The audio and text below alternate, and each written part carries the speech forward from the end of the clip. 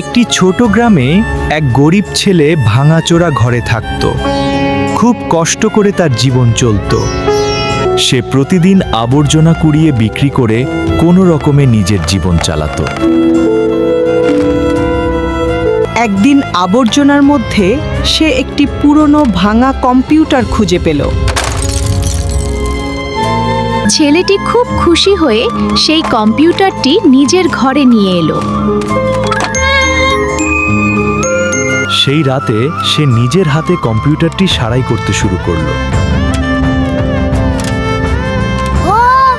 কিছুক্ষণ পর আশ্চর্যভাবে কম্পিউটারটি ঠিক হয়ে গেল। তারপর সে সেই কম্পিউটারে এভিটার নামে একটি গেম বানাতে শুরু করলো।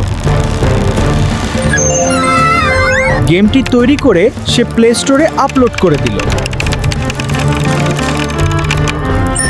রাতারাতি গেমটি সারা পৃথিবীতে ভাইরাল হয়ে গেল।